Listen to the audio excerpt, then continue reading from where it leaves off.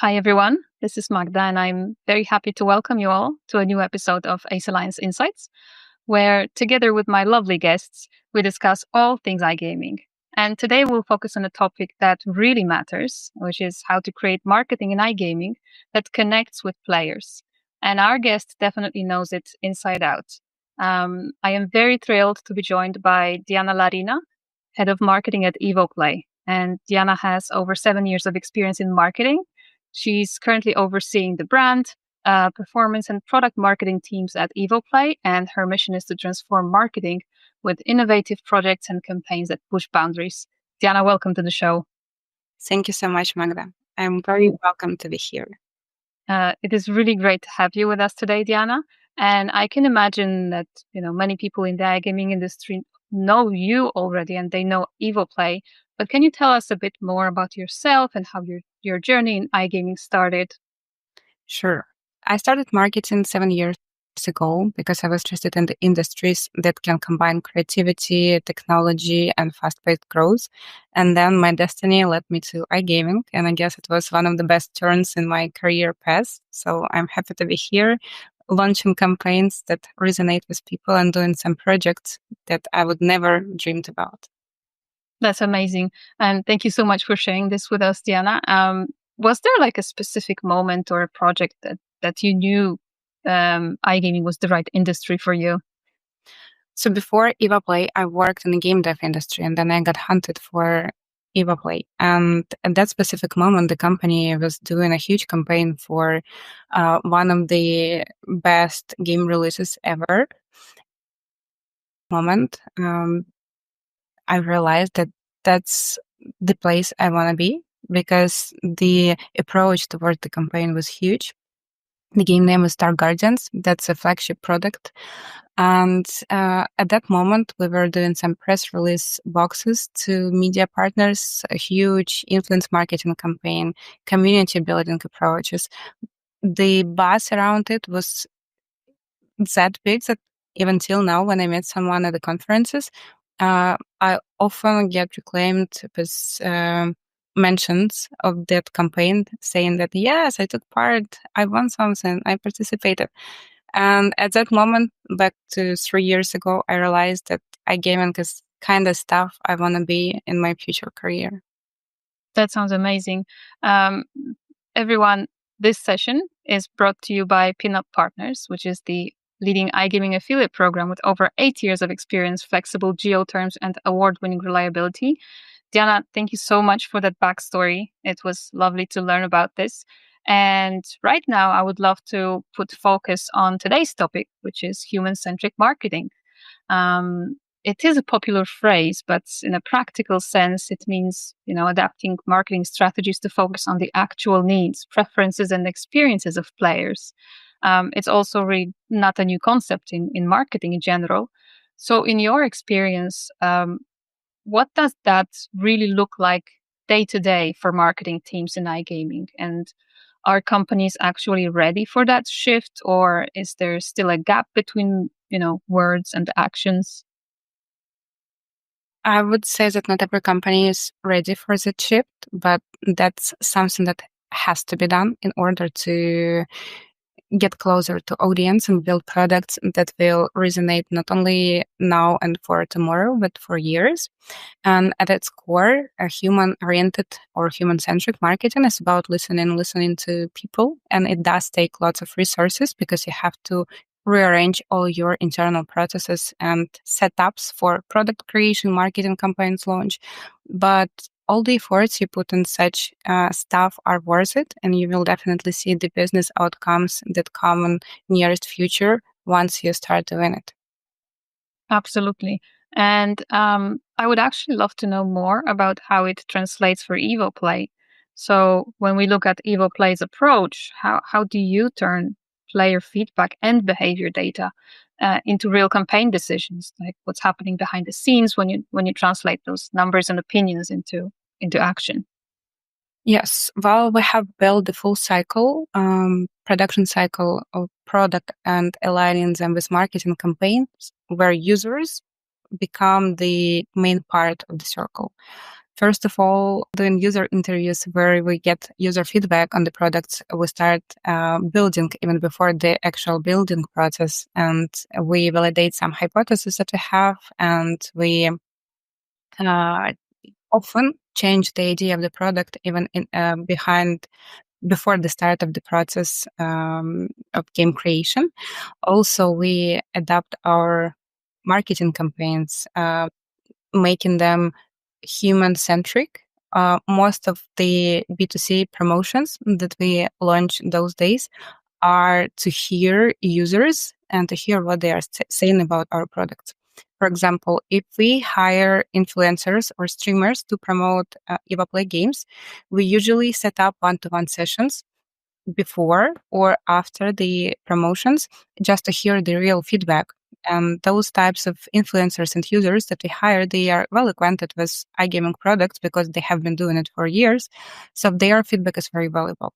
Also, we do have some B2C campaigns with other huge B2C medias and outlets in the iGaming field where we get access to users and we hear what they are saying about specific game mechanics, settings, characters, and then we adjust the products even after it has been launched in order to satisfy those needs. And we have had several cases of such products already where we implemented necessary changes into the games once they were launched. And that's thanks to marketing campaigns that were launched to hear the voice of users.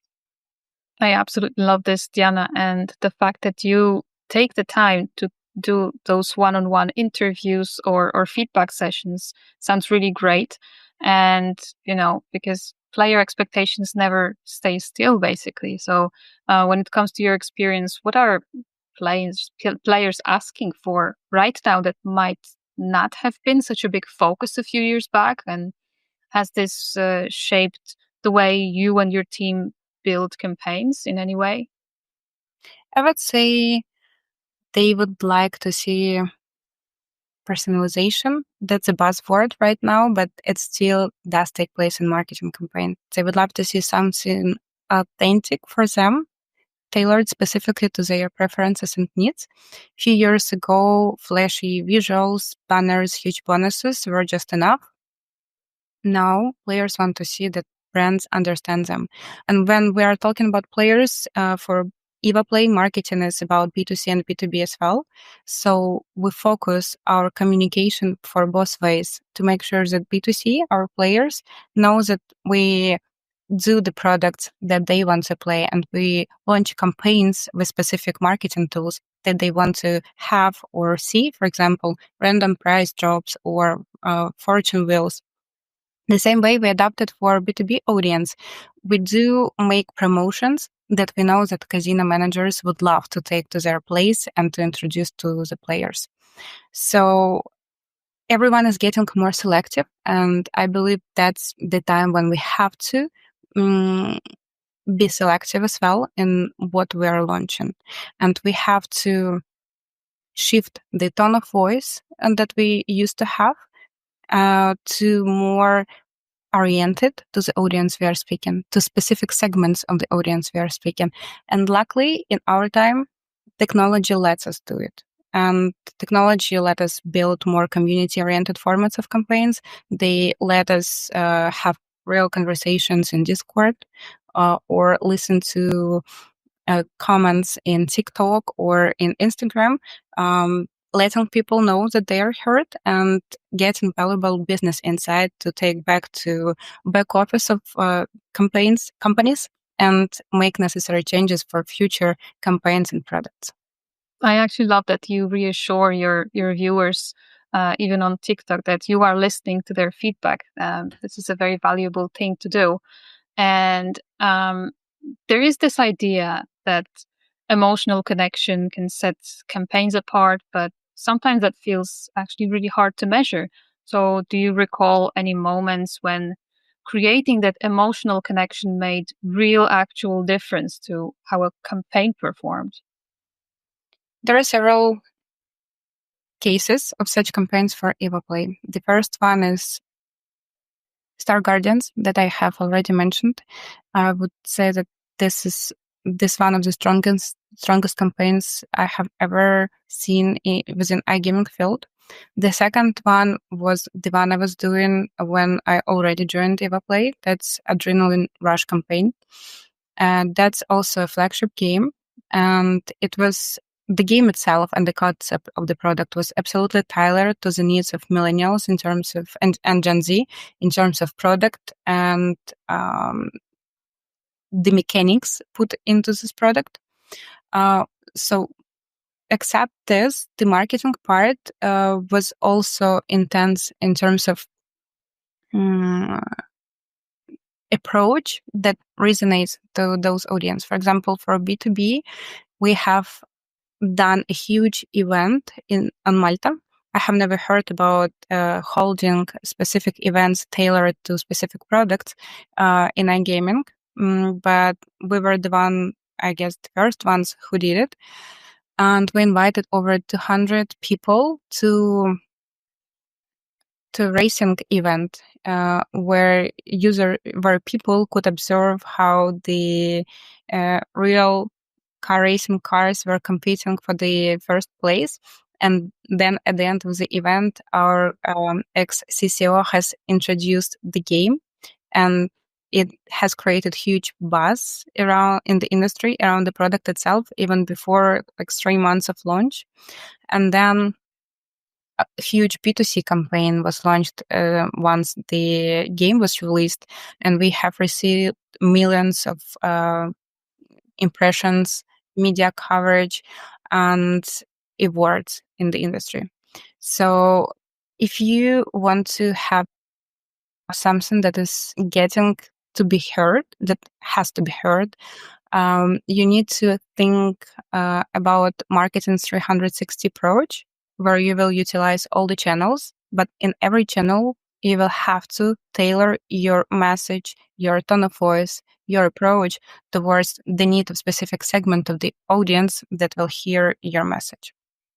Yeah, I absolutely agree. And when we were still not recording this podcast, we mentioned briefly, organizing events, that it's very rewarding, but very difficult to do at times. And I love that, your Malta event became such a success. And you said, it was the first. You haven't heard of those ones in the industry, but somebody has to be the first person and first company to do this. And, congratulations to Evoplay for creating this sort of experience for people. This is amazing. And the iGaming market is really crowded with, like you said, flashy promotions and incentives. A lot of them can feel a bit generic or even aggressive at times. And in such an environment, how do you create marketing messages that feel authentic and at the same time they resonate with players on a deeper level? First of all, we start with one main question. Not what does the player need to hear right now, but what they want to feel right now. And that's the basis of every campaign that we are doing. We don't want to be overpromising and focus too much on the tone. We focus on showing real Evoplay and Evoplay team behind every stuff that we do.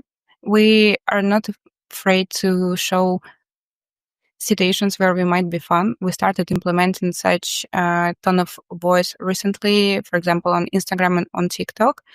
Behind every company, there are people who introduced this company, and people trust people the same way players like products. But from what we've talked to in terms of audience, we know that they do come check social networks of the game providers. They also wonder who stands behind the products that they are playing.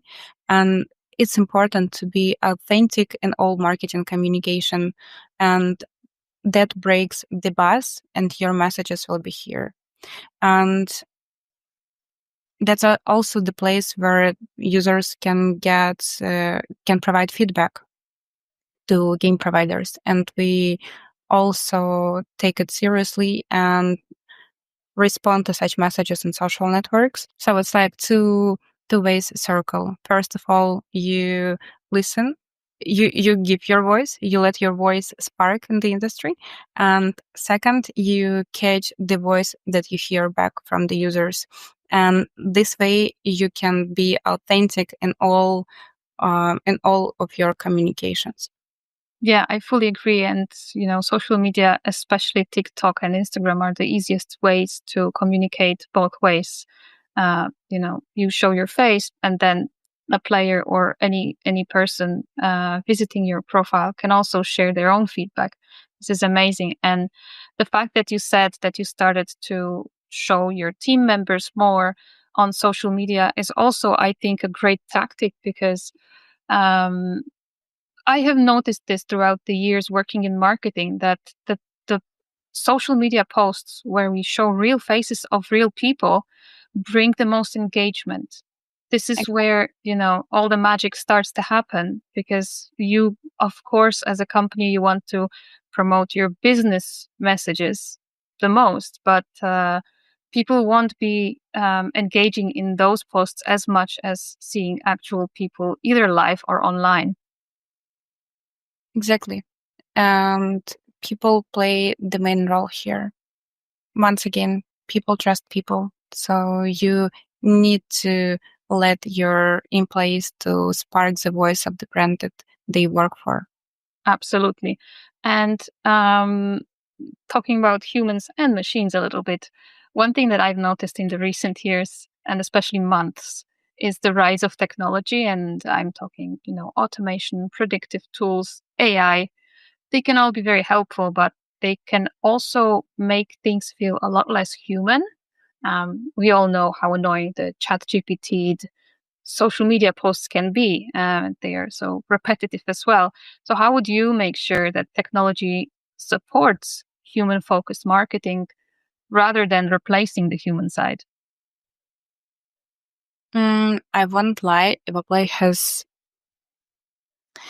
made AI tools a huge part of their marketing process. We use lots of instruments to create creatives, banners, videos for our campaigns. But what we have to remember that tech is a tool and it's not the voice, first of all, and you have to use it wisely. There is a nice term that resonates with me that we used to have banner blindness, and now we have AI blindness. And when I come, for example, to LinkedIn and I see the feed, um, I would honestly say that I can easily spotlight content that was created with AI just for being created, and posts that were created to share the idea that stands behind the post, to give value, to get feedback, etc. So at Evoplay, we use AI to save time, for example, to, as I mentioned, create content, scale analysis, help to analyze big amount of data, launch some A/B tests. But every piece of content, they still goes through the human hands and hearts to make sure that it does sounds human made. And we, with the automated process, we can create more content. Uh, but we still need people to make it sounds natural and to be natural. So we use it as a helper, AI and technologies, but not as the main voice of the company. Yeah, I agree. And having a human even do the last check before publishing something or scheduling something always is a better idea than just having all the faith in AI. Sure. And you have to remember that AI helps to scale content, but it also helps to scale bad content. So you have to have a great idea in advance before you even go to ChatGPT and ask for some new post for your socials. That's true, 100%. And I would like to talk about user feedback a little bit. So, balancing user feedback and business goals might not only seem tough sometimes, but even impossible to do. Does focusing on user feedback ever contradict with business targets? And how can you balance both at the same time, remove the need to compromise? I will be honest with you. Getting feedback is time-consuming thing, and as you know, time is money. And if you don't launch product now, but you want to get one more loop of user feedback and postpone the launch for 2 weeks, it will cost business money. And doing such researches itself is a budget-consuming thing, but you have to take it seriously and to take it as a investment in future of business growth. And instead of launching big campaigns or big products and fixing them later, at Evoplay, we have decided that for us, the best approach is to invest time and money upfront, into understanding players and their needs, rather than waste money and redo the work later. That does save budget and helps to improve conversion, improve business metrics of the games that we are launching, and helps to reduce churn in the product. We have done huge experiment lately. We launched a new game. I won't disclose the title now, but it still took place, where we saw that business performance of the product wasn't as good as we expected. And we did several rounds of feedback, of getting feedback from users. We included employees in the company, streamers, partners, and our external services where we get feedback from users on the product. We gathered all insight together, found 3 main problems with the product. It refers to interface of the game itself and the mechanic. Overnight, we have implemented necessary changes that were not that expensive to implement, but they could help us to improve the performance. And the next day already, we saw huge changes in churn rate. It dropped. Users stayed in the product longer. They came back for the second and for third session. So that's example where investment in the moment helped to align with business targets of a specific game. And that's how marketing helped to build the product, helped to improve the product, and now helps to generate revenue with the game promotion itself. That is a really great story, Diana, and it very possibly saved you from wasting too much money on something that did not get enough user feedback, because essentially this is what we're all about, getting feedback that is positive but doesn't feel pushed.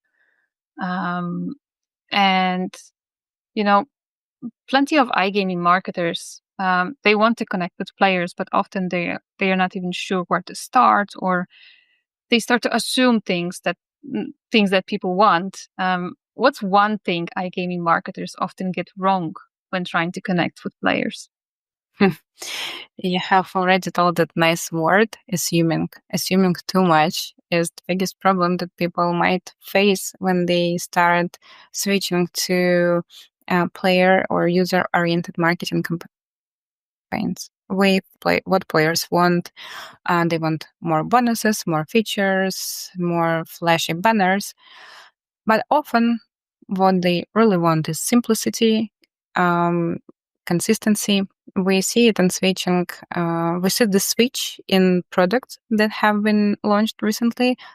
In the market, there are more and more games that are simple, where you have only a few buttons to play, or the campaigns that are simple. You have to make only a few actions in order to get your bonus or to get your reward.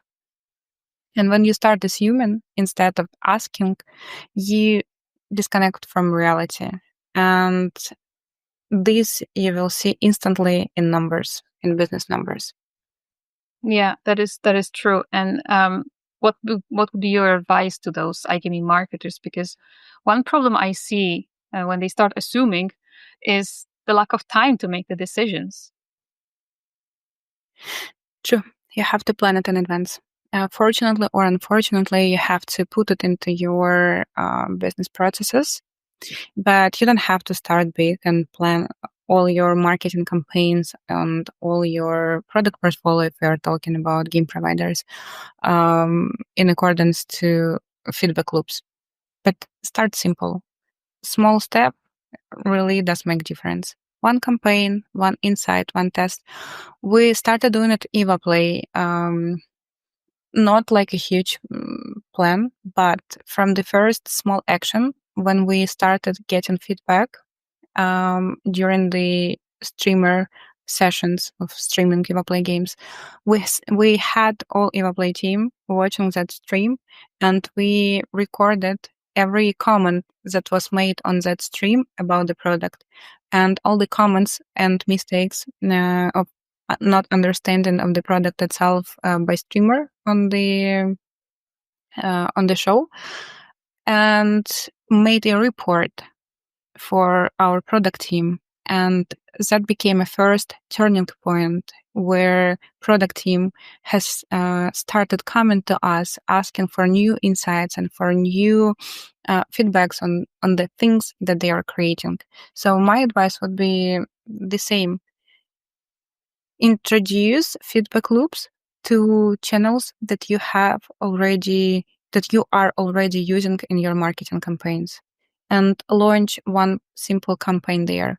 But keep in mind one thing that you want to improve in your business, whether it's product, communication, churn rate, or brand awareness.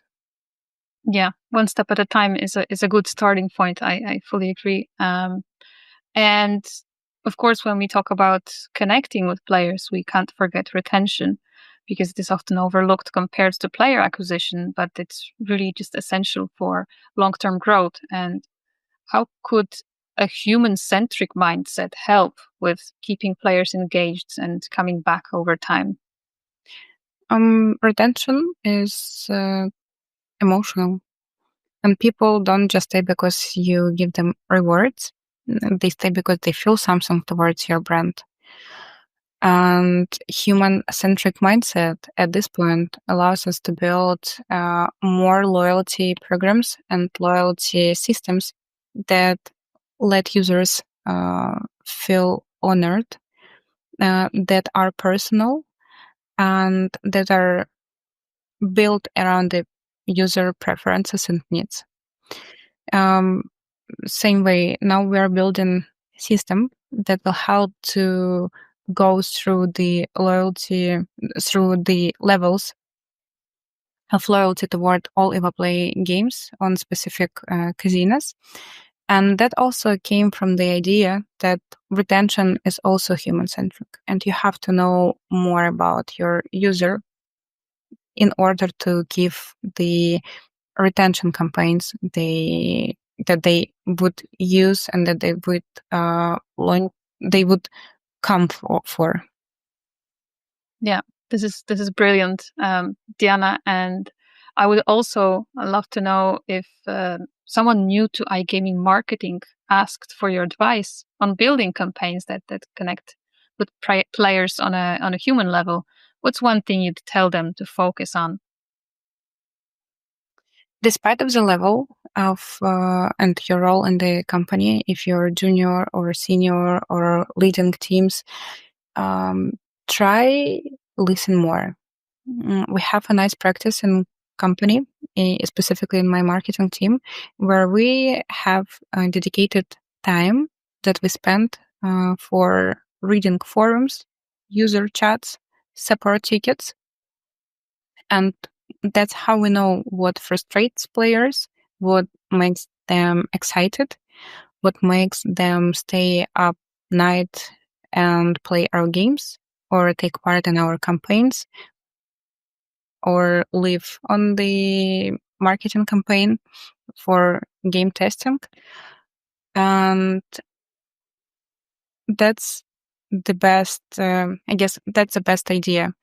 You have to talk less and listen more. That's how you will get more insights and bright ideas to fuel your marketing wheel.